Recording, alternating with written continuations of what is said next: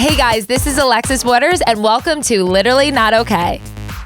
And I'm so excited because I don't know how I didn't start listening to your podcast so long ago, because I feel like you have all the answers to my problems that I've been going through. I wish I had more answers and less questions. That's what I'm working on, because I recorded yesterday and I was just like, I need to start like getting to the bottom of some of this shit, because I just keep every week I'm like, I don't know why I am the way I am. So let's just complain about it. I know. Sometimes I'm like, I feel like I should have a lot of things figured out by now. And I don't. And it's okay. Like everything's a learning process, but like, I'm totally. Like, damn, I thought like being 31, I would be in a different place. I mean, I just think I would have a lot more answers, you know? Yes, totally. And the older I get, like the more confused I become, which is not what I was expecting. No, but life. I know. And we both have ADHD. I'm so happy that like, you know. Oh yeah. I'm learning so much about that. Just like, I feel like that's the core of all my problems. And I can't fight it. So I just accept it now. Like it is what it is. I've learned like I don't react the same to things as I used to, because I'm just like, this is just a part of me. But hello, my friends, and welcome to another episode of Literally Not Okay. I'm so excited to have the host of the Barely Filtered podcast. Let's welcome Aurora Culpo. Hi, I'm so happy to be here. And I'm literally not okay. So this is perfect. This works out. No, we are never, like, I feel like as I'm getting older, I'm like, okay, am I ever going to be okay? Like, it's just a part of me. It's very on brand. And at least we're open and honest about it. I do love that. I love that too. Cause like, I think there is a certain, grace to like just being like, I'm not okay and that's okay. We're not supposed to be. And I'm happy. You gotta be afraid of the people who think they're okay. Yeah. They're the scary ones. I know. I always get like intimidated by people that seem to have it all together and they're just very well spoken and just like just work. I don't know. Like they just seem like they have it all, but that's just never going to be me. And I just accept it. So that's why I named the podcast Literally Not Okay. But side note, so many of my listeners and friends were freaking out that you were coming on because they love you. Aww. And one of my friends texted me. She's like, yeah, you're like so similar to her because you're the fun, cool sister. And I'm like, thanks. Because I'm the youngest of 4 older sisters. So. Oh, okay. And are they like okay? Are they literally okay? Like one of them is. Okay. That's usually how it works, like 1 in 4. Like I'm the baby and I feel like I was called annoying and like they all hated me. And then like, they didn't all hate me, but like I was just like that annoying little sister I felt. Yeah. And I still carry that with me today. But now they're like all obsessed with me and they think I'm the coolest. And I'm like, damn fucking right. Okay. Well, thank you so much for coming on. I want to start out with why I am literally not okay today. Because I signed up for my first ever stand-up comedy competition on Sunday. Oh my God, good for you. That is so ballsy. I'm so proud of you. I know, but I lost. And I know. That's okay. I mean, that makes me a little less nervous now too. I'm like, you tried. Well, I choked. Like, we only had 5 minutes. So like I got on and like the first 30 seconds, I was freaking out and I wasn't myself. And I think the competitor in me psyched myself out a little because I'm like, if I lose, I'm going to be a loser, you know? But I mean, I'm 6 months in. The other comics in the round that I was in are so good. So I'm just proud of myself for doing it. But 100% because I'm sure they have a lot of experience, you know?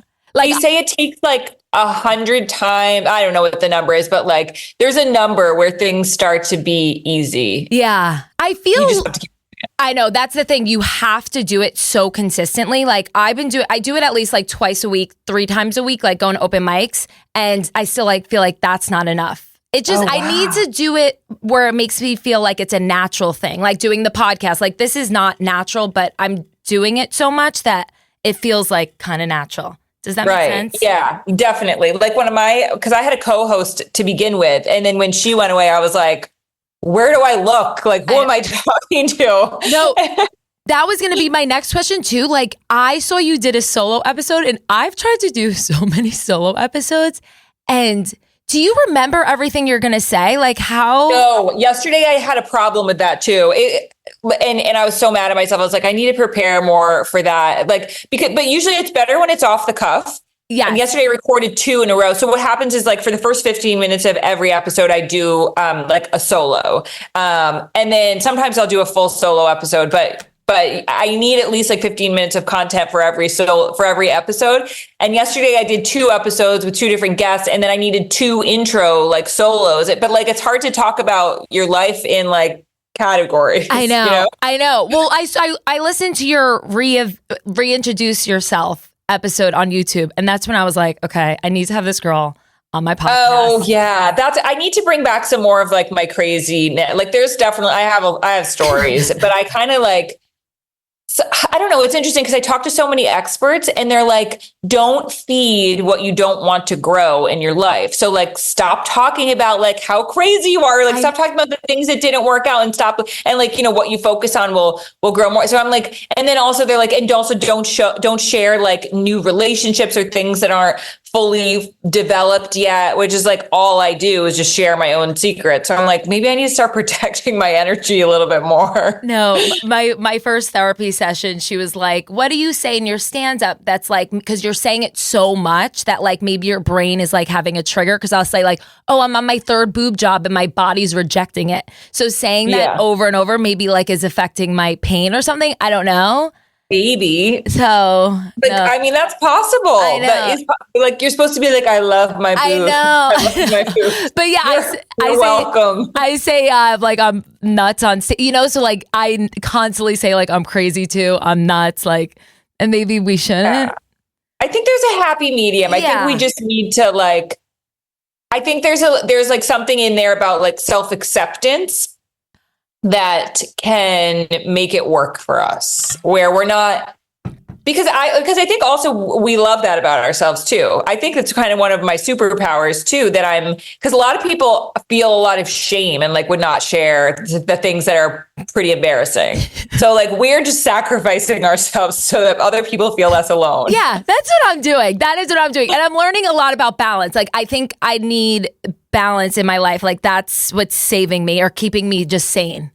Like, you know what I mean? A little bit of everything. Because I have like 2 people inside me. Like I'm like really big into health and wellness. I love taking care of myself. I love working out. And then like I have a side of me that's like, I love going crazy. I love going out. You know, like there's just 2 sides. But I do get that. That's ADHD. I think that is ADHD, like the compulsivity of like needing to be one extreme or the other, and not you can't just be like normal. I know. So learning balance was like a big thing for me, because I was like, okay, I can do both and be happy with that, you know?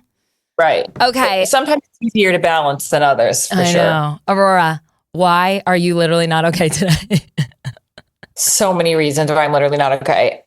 So I'm literally not okay because last weekend I'm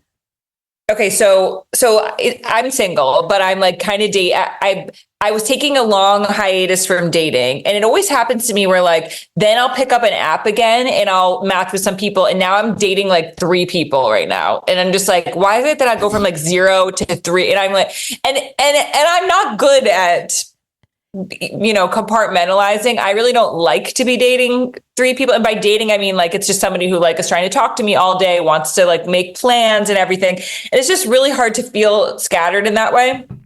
I'm also literally not okay because I just feel like this time of year, I always get in like a mood where I'm like, I need to become either like a Buddhist or go like retreat in the woods somewhere, or I don't know. Like, I feel like I don't know what I need, but it needs to be big and major right away.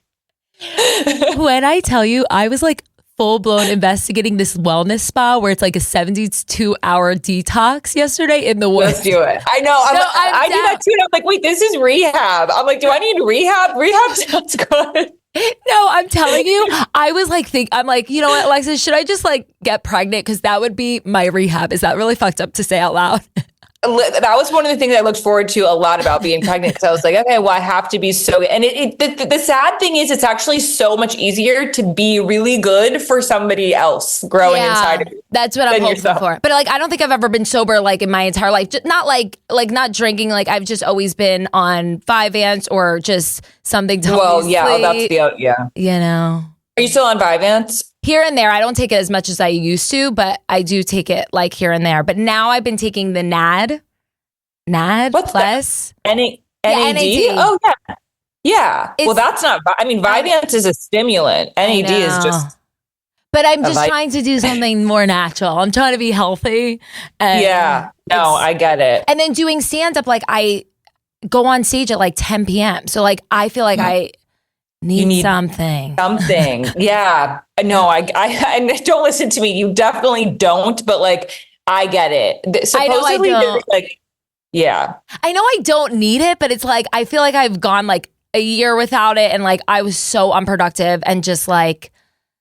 I feel that way too. So that's okay. This is why I'm actually literally not okay. So I haven't taken, I have ADHD, like pretty bad. Like I've had my brain scanned and all the things, and they're like, yeah, this is really impressive that you were ever able to get anything done ever. And I'm like, thank you for recognizing that. And I was on Adderall for a lot of my life, but like it turns me into a psychopath. Like I vape and I'm like a fiend for like things that like normally I'm a very healthy person. Like I was a yoga teacher and I was like a Pilates instructor and I work out every day. And I like, there's two sides of me, either so healthy or I can just be like, so not healthy.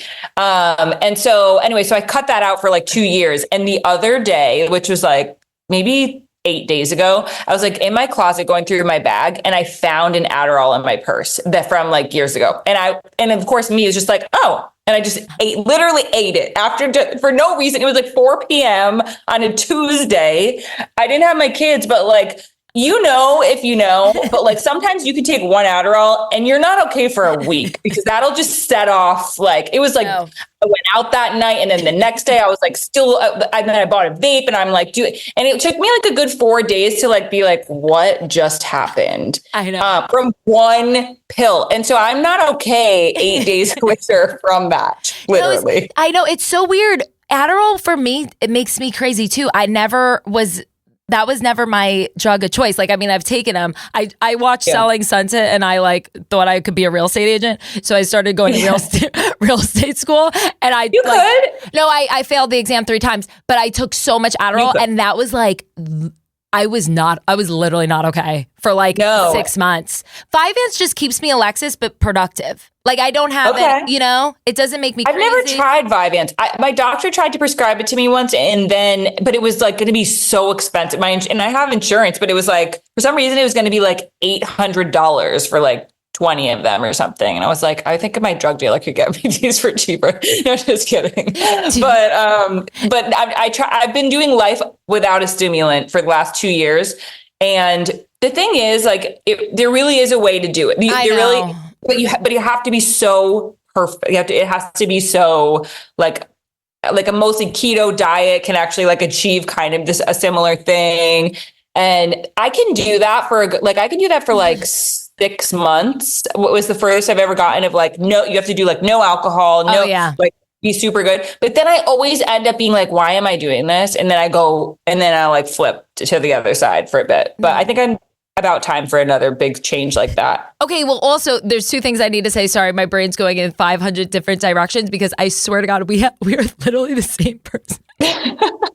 It's bugging Do we need to go to rehab? Oh, Can we go to rehab? I'm so down. I found one. It's only 72 hours too because you have children. Like, we got to come back. And I don't want to rehab for too long anyway. No. Like, I'm like really trying to. No, yeah. But it does sound fun. Like, I feel like I said to my fiance this morning, I was like, baby, like, I feel like I need to go to rehab. Like, I feel like it would be good for both of us. But like, it's not for anything specific. It just, I feel like I just want to be completely sober for the first time. Sometimes you just need it. Yeah. And there's something going on with Aries right now. I think on Thursday, something's happening. Did you hear about this? There's a full moon in Aries. Yes. Are you an Aries? I'm an Aries. Oh, that's like the ADHD sign of signs. Do you know what your moon and your rising are? No, I think I'm triple fire. I think I'm all Aries, or one's not Aries, but I think You're gonna have to give me your info because now I'm curious. I'm a double fire. Yeah, I'm double fire too. And then one, I think I don't remember. I gotta get back to it. Now I need to know. Yeah, but the amount of times that I've been in my closet and found an Adderall in my purse or right. But it kind of makes me feel like, okay, well, you're not that bad of a crackhead because if you were, then you would know, you would never forget that you had something like this. Okay, and also my Vyvanse, guess how much? How much? Is it like 2 cents? I feel like it's either like 40 cents or like $700. I don't get it. 300. Oh, yeah. See, that's expensive. So expensive. So it's like I would be saving so much money, but one script lasts me like so long now because I don't take it as much. But still, that's fucking insane. It is. It is. Yeah. I go to a neurologist and he's like, yeah, you can't take a stimulant because like it works. It, like the frontal part of your brain, it will help to focus, but then it makes the temporal lobes like more excited, which basically means that it makes you like more anxious in certain ways, but also able to focus in other ways, which is just not a good combination because it makes me like really intense. Yeah. And like, it's just not a good, it's like yeah. Are you a hypochondriac? I am. Well, I'm curious about how things work and getting to know like why people do what they do. And so I'm not like always worried that I'm sick, but I am always interested of like, why is that like that? Like why, and I think once I realized that like not everybody operates the way motivations are different and just the way people are able to work and be consistent, like that's something that I'm constantly trying for. And I follow all these like ADHD accounts and I'm like, wow, I didn't know that was not what everybody did. Like, people who are just like so consistent and productive. And I'm like, I need to be like you. Or positive. Like, I mean, I feel like I'm a positive person, but like when I see people that are like every day, like posting like, hey, like just so happy and every day, I'm like, how the hell do you do that? Like and then be consistent every single day. Like I'll have weeks where I'm like, I do like 20 reels. I'm like on top of like, I do 3 podcasts and then I'll for like 2 weeks straight, nothing. That's what I've been saying to my I'm like, how do I get my neurologist? I'm like, how do I get to like be that person all the time? And I think maybe we just need to be okay with literally not being okay because people like who says people are supposed to be the same person every day? Yeah. Like, and always the week before my period, I am a monster. Yes. And it's like, and I just got off birth control for the first time in like since I was 16. So, stop it. Yeah. So it's been a wild ride. Yeah. Oh my God. That is wild. Good for you. Because birth control is like the devil. No. And I'm definitely crazy, but like I'm way less crazy and way more leveled out, Really? That's like, good. I just feel like I would like nitpick and fight with my fiance about like little things. I don't know if it's maybe I'm just I've gotten way more mature, but I also feel like the birth control had a huge part in like my craziness. It definitely changes like so it can change so many. I mean, you can change who you're attracted to. That's why I'm like, you still like him? No, I do for now. Okay, good. Good. For now. Okay. So I was also dying laughing at your vape story. I love because I was a vapor for like I used to smoke cigarettes and then because I was a Jersey girl, so I don't know, like we would always club and like go see DJs and like roll and like smoke cigarettes. Like that's And then I came to Texas and everybody thinks I'm a lunatic and I'm like, no, that was like everybody. Like we all were doing it. Like all my friends, we all were rolling, like we all drank in high school. Like, like that was us. But like my fiance like rolling on like ecstasy or rolling your cigarettes? No, rolling on ecstasy. Okay. I never got into no, that. Not ecstasy, Molly. Like, I mean, Molly. Whatever, MDMA. Yeah. That wasn't, I don't know why that wasn't really part of like my culture. I don't know why. I don't know. I was just hanging, I mean, I was like a Jersey Shore gal. Like we were looking up to the Jersey Shore cast like that, so anyways. Yes. Oh my God. But I used to, smoke and then I got on the Juul and then I started vaping and like, I saw your post about like how it had a chokehold on you and like I never related to anything more because I can't even like I was never addicted to like cigarettes. I stopped in one day. Like it was never a commitment then the vape, the Juul 2 stopped immediately. The vape was like, it's insane. I mean, like, so those are the kinds of questions where I'm like, what actually happened? And so what, like my neurologist was telling me, like, if you have ADHD, more so than like just a typical brain, because we're kind of like deficient in some of these neurotransmitters, vaping like solves our problems for us. That's why I loved it so much. But it was to the point where I was like, I wasn't like a normal vapor. I would like wake up at 3 a.m. to pee and like hit my vape because I just like, I'm like, what is the point of this? I would have a cramp in my hand. Yeah. Yeah. Literally.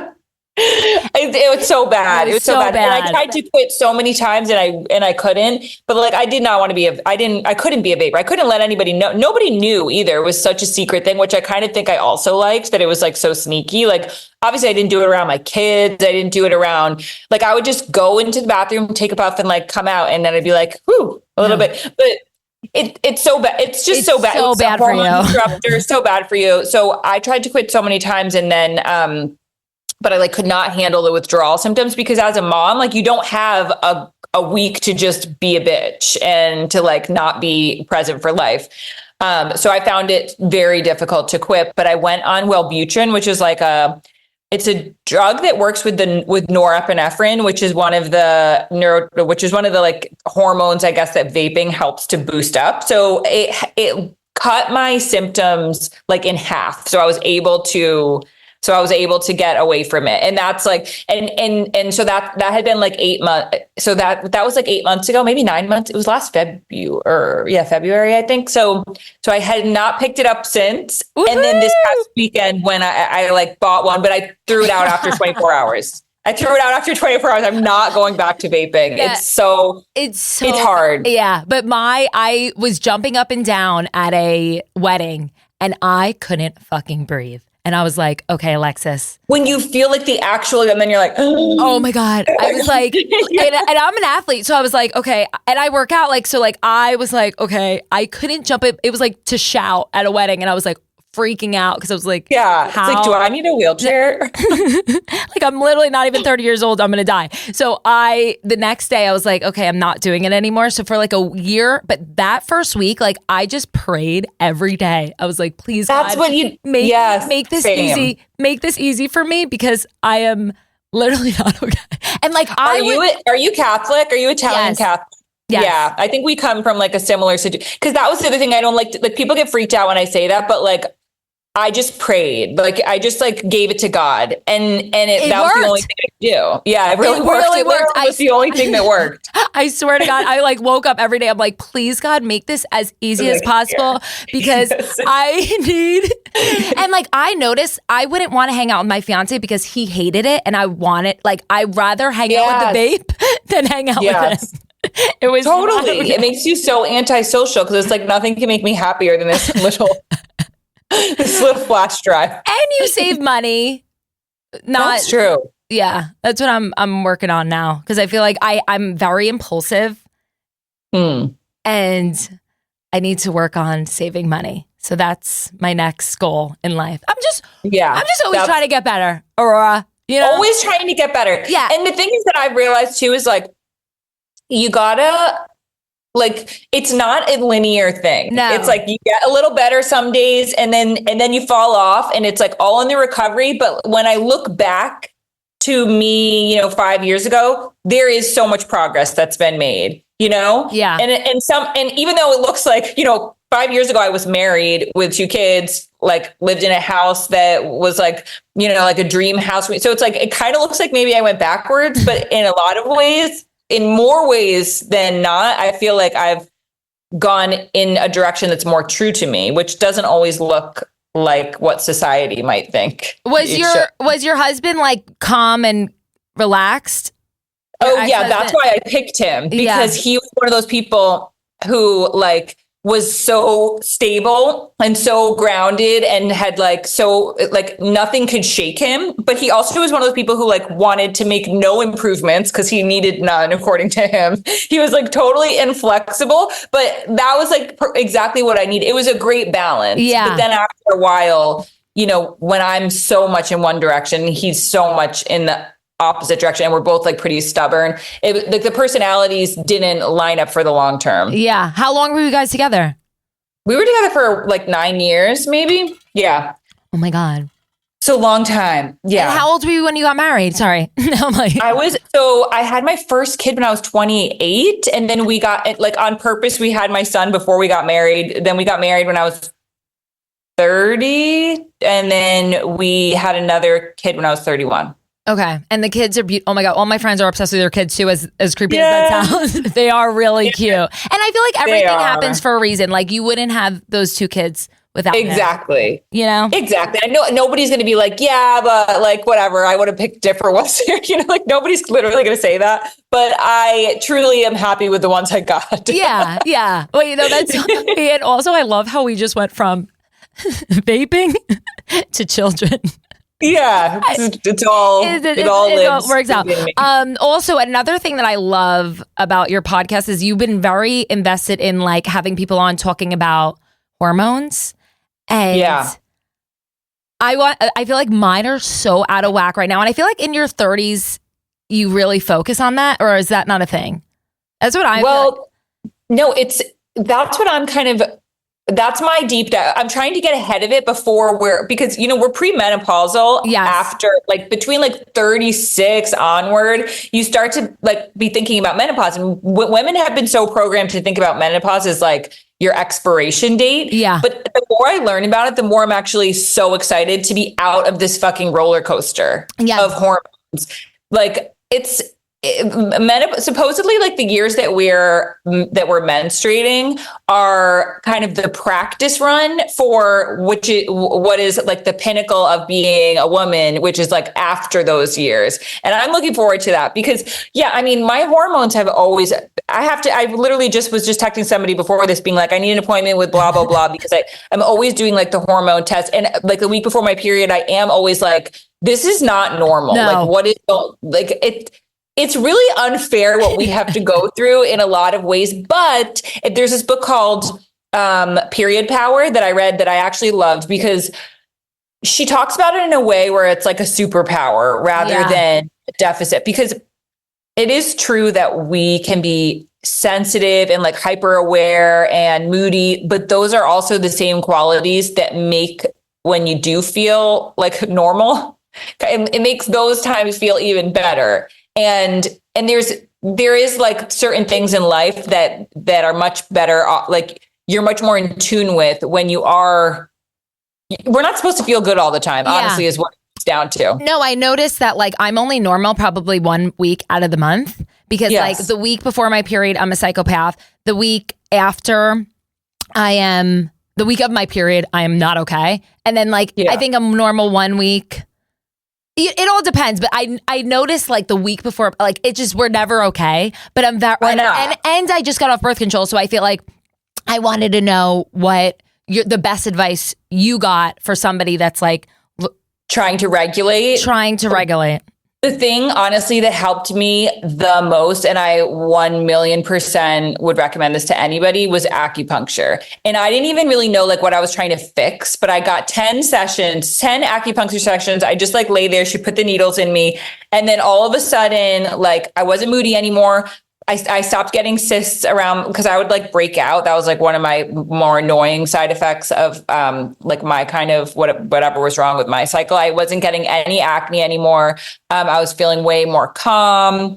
And like this woman gets people, it's mostly for women who are trying to get pregnant because I feel like that's like a really like, if it worked because like these people have been trying to get pregnant and can't, and then they do the acupuncture and these women are now able to get pregnant. So it's like acupuncture works so well. I would definitely recommend that. I remember Charlotte from Sex and the City did acupuncture for her pregnancy. Really? To get pregnant? I don't know. I'm in a Sex and the City hole right now. Like I'm just rewatching old episodes and I feel like I'm relating to them on a whole nother level. Are you a Sex and the City fan? Yeah. Okay. I was watching that show when I was way too young and should not have been watching it. I remember my sisters let me watch it. And like, then when the sex scene came on with some, Smith Jarrett, I think he was naked in front of a play. And I remember and I remember seeing that. I was probably 8 years old. Like my mom was letting me watch like. No, I know. I don't know. who let us watch that? No, my stuff? mom Like, every morning had Jerry Springer on, and like that's why like I am the way that I am. Like your mom? Okay, sorry, no, my ladies are here. No, my mom is literally a psychopath. And then also I know this. I've noticed your skin is so insane. Do you think that's like really? Yeah. Like even when I'm watching your videos, like what is your? I need to know like what you're using, why you're glowing. Do you think also like stopping Adderall too made your skin better? Better, definitely. I definitely, because your body's just balancing, and you're like adrenal fatigue, I think is a big thing with and sleep. I don't know. Whenever I was on a stimulant, nothing about my life was normal. It was like very much like I was living on like on high speed, and then I was very much like exhausted. So yeah, I mean, for my skin, some of the things that I've really liked recently, I tried Sculptra, which I actually really like. You might be like a little young for Sculptra is like, I think like mid 30s onward. It's basically to like replenish the collagen that's naturally lost over time. And I only did one session, but I really liked that. I really like Sculptra, retinol, like, and then just like preventative Botox. Okay. Yeah. I didn't get Botox for my stand-up comedy performance so that I could really use it. And now I'm pissed because I lost. Yeah, but it's like, I feel like my jokes weren't landing because my face didn't move. Because I'm very expressive with like myself, and then nobody was laughing because my face was okay. Anyways, yeah. So Aurora, I know you are single and ready to mingle. If you could describe your dating life in one word or 3 words, what would it be? Oh my God. This week, probably like manic, meaning like it's just like from one day to the next, it's just an extreme. Probably manic. And then at this point, I'm feeling like it's a little, no, I don't want to say hopeless. See, this is what I'm trying. I need to put stuff out there like that is going to help me manifest. Hopeful. It's going to be hopeful. And I feel like I have a lot of options. So like you have a starting 5? Well, no, I just feel like there's a lot of fish in the sea. Like I'm feeling like there's a lot out there. Although, I don't know, it's definitely harder like having kids and being a little older. And a lot of the guys that I'm meeting, I'm like, I don't know. It's just weird when you meet people who have been single for a very long time. And like, what's wrong with you? Yeah. I don't know. What was the worst date that you've been on recently or ever? The worst date I went on ever or recently? Probably something.